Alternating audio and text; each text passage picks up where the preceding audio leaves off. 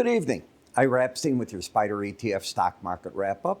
And today is September 11th, 2025. I hope you remember September 11th, 2001. I do. And that, of course, was the disaster that happened in New York with the World Trade Centers. I lost friends, colleagues. I'll never forget it. And I want to remember them on days like this. So I hope you all do, too. All right. In the market, what's different today? Well, nothing. We're up, hit an all-time high. The Dow Jones closed over 46,000 for the first time ever. 3 of the indices setting new record highs. Why should anything be different right here? It shouldn't be. But let's take a look at a few things and discuss them. You're going to get the University of Michigan prelim September consumer sentiment indices at 9 in the morning. The economists are forecasting the prelim index at 58.1 down compared to the final August of 58.2, basically unchanged. The Treasury Department deficit shrunk by, I think, $35 billion, they are saying. I don't know. I look at these numbers, and to me, your deficit down 345. In the prior month, it was down 291 billion. So it's still a large number, but it's taking in money via the tariffs. All right. When we get to mortgage rates, they fell today 15 points. So they're sitting here now at 6.35, while the 15-year rate fell 10 points to 5.5%. That you hope would get some business going. We had the consumer CPI come out. And in looking at what the CPI did, to me, you have two different worlds going here. You have inflation climbing, any way you want to cut it. When I look at this year-over-year CPI at 3.1%, to me, that isn't getting anywhere near the 2% that the Fed had in mind. But again, I'm going to remind you that the market is listening to what Fed Chair Powell said in Jackson Hole, where he expected that we would get some accumulation of tariff inflation, and it is most certainly happening. But with this happening, I don't see how the Fed can go 50 basis points. And that was the point. I wanted to see today, after we saw the weak PPI, would CPI come in weak, and it did not.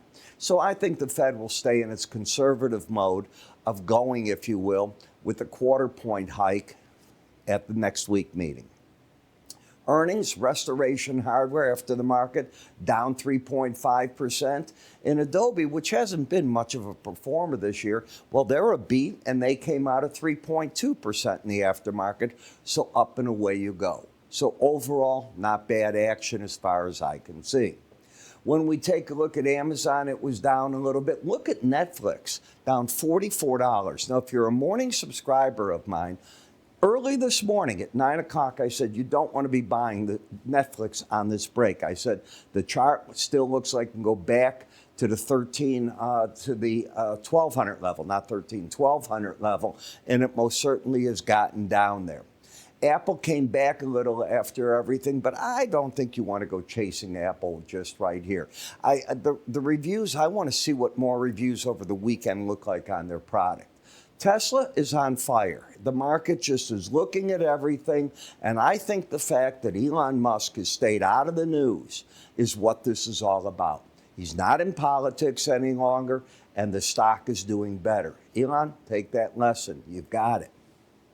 Uber gained a little bit today. You can see Adobe closed up, but it's like I said, it's up another 3%. And uranium keeps climbing very quietly, keeps climbing. People should pay attention to that. The first hard break you see in that is probably the spot to come in.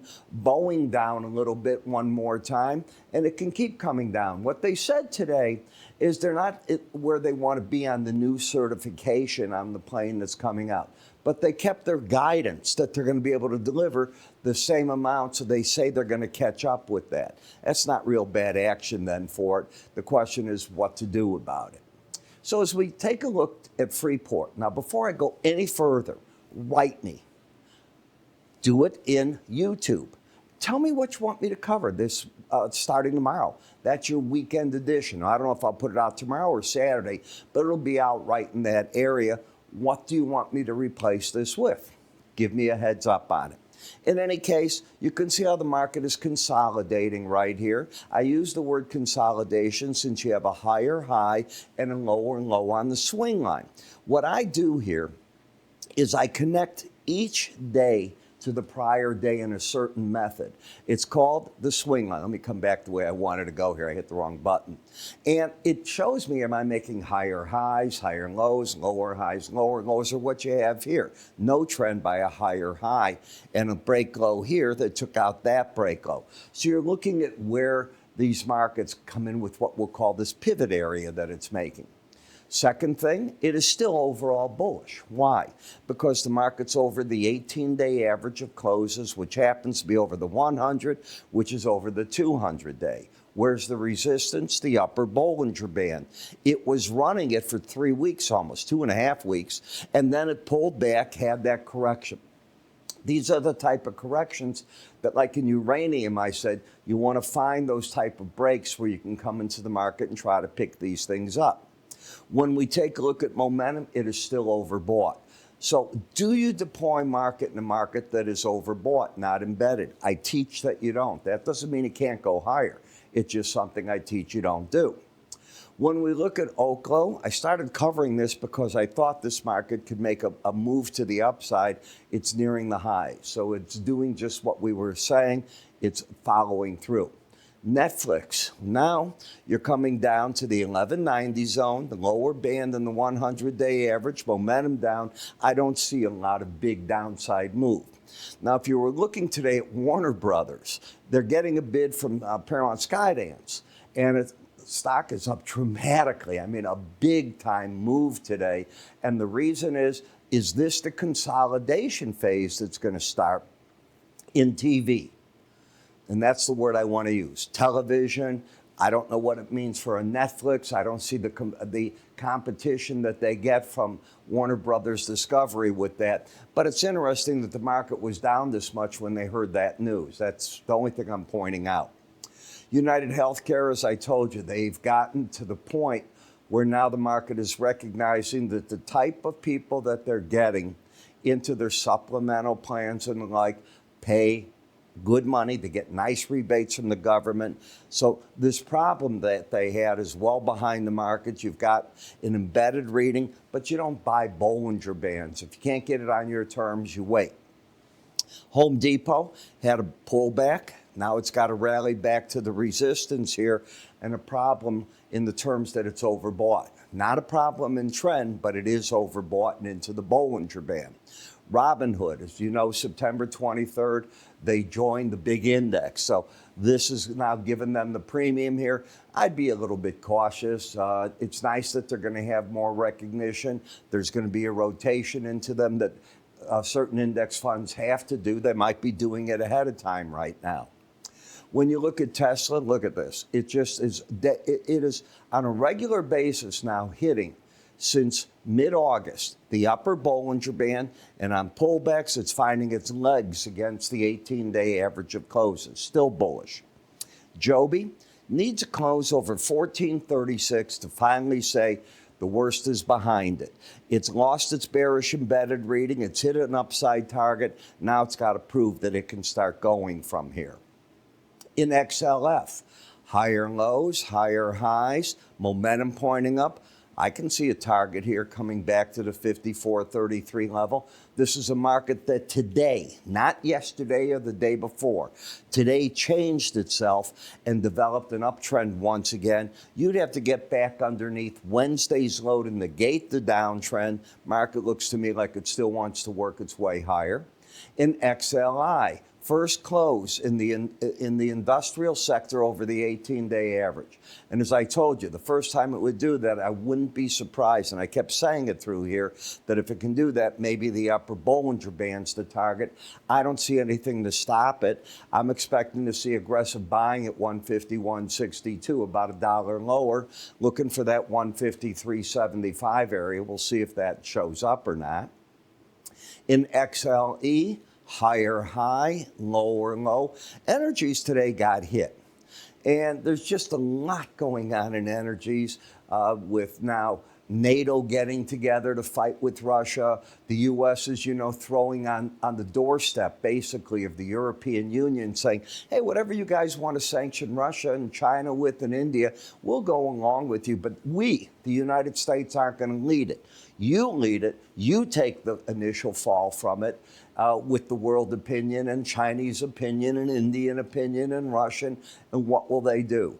It was a great move, I think, by our president, and we'll see what that does in here. In the gold market, it just continues to grind itself higher. It's not at new highs on the move, but it keeps itself with an embedded reading. It still looks higher here. The silver market's the same thing. So inflation, what did I say? The question was, could you get long on this chart and GLD, or was it easier in the futures? Frankly, it was easier in the futures. That doesn't mean you can't have two parts and play both parts of the market. And that's all that I'm saying.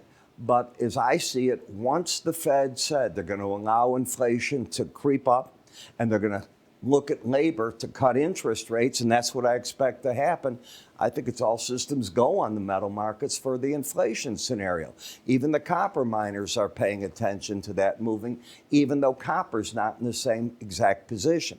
Then we get to the bonds, TLT, they're running. The market is putting into the idea that we're going to get a rate cut. When you get it, it could be the buy the rumor, sell the news, maybe right in front of it. But that won't change that you're in a cycle of probably cutting rates for a while now. Could be 3 of them by the end of the year, depending how the data comes out. But I'm going to repeat, the CPI data today, don't you dare start thinking it's not running hot. It is running hot. The Fed will allow that to happen, they said. But don't think that that may not come home to roost at some point, and the market gets a little bit nervous about that at some point. When we look at the dollar index, as I said, and I've been repeating it, it's just stuck in here. It's not going anywhere, and the flip-flop is true of FXE. So if you'd like to join me and see what we say each morning, it's so darn easy. First off, in the SPDR ETF, I put out a video intentionally. I start recording just around 9 in the morning. I want the first half hour of trade to take into account the overnight trade that wasn't off exchange based, right? Let the money get in the market. Now, Robinhood's trying to change all that, making continuous markets, which could be very fascinating. I cover not just all that, I'm forever changing what it is, and you can ask me questions, and I'll try to answer them within the video as well. So you write me, I give you an email address in this that's different than writing them onto the YouTube, and away that goes. So I hope you do want to join. All you got to do is go to iraepstein.com under the word research. It couldn't be easier than that. It's right here. Or move your cursor up here and take advantage of it this way. Big bull market. We're participating. I hope you are as well. I'm Ira. You have yourself a great day. I'll catch up with you in the other videos tonight or in the morning flash update. You take care.